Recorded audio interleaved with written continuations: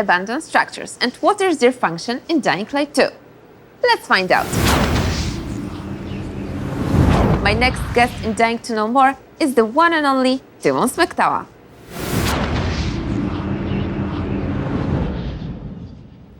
Hello, Tymon.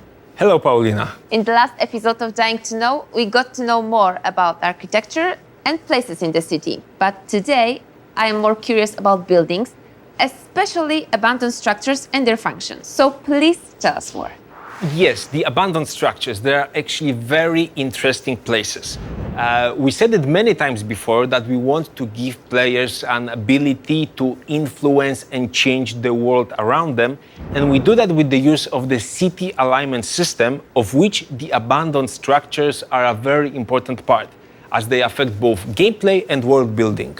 Okay, so let's start from the world building.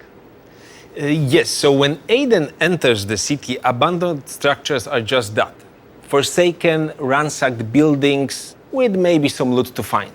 But as the game progresses, they start to bring real and visible change to the city's skyline, as players are able to restore and assign them to one of the factions, changing their looks and use. As they become operational, they start to give you a glimpse of that faction's philosophy, way of living, or goals. So my decisions are important to the world around me, but how important they are for me as a player? And that's a good question, and thank you for asking about that. And the answer is actually very simple. Gameplay changes.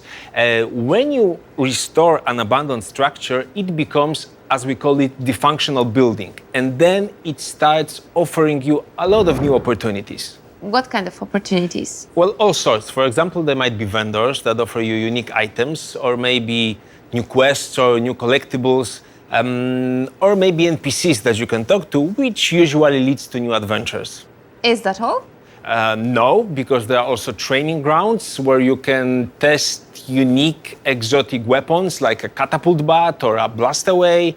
And there are also new challenges that you can face. Wait, new challenges. That's actually quite new for us. So please tell us more. Yes, challenges, that's what I said. So there are a few dozen of them in the game, and they are basically split into two main groups, combat ones and parkour ones. So with the combat ones, we tried to have a little fun with our mechanics, maybe twist and bend them a little. So usually we ask you to use your skills in crazy and extreme situations. Okay, and parkour ones? So for parkour, we have delivery missions and checkpoint races. And so let me give you a little backstory. There's a guy on our team whose nickname is Głowa. He's the lead gameplay programmer and also a mastermind behind Dying Light's parkour. And he also adores platform games. You mean like Mario? Actually, yes, Mario, that's his favorite character. So if you love Mario the same way as he does, you will definitely find something interesting in the challenges he created. Okay, so that's enough about Mario.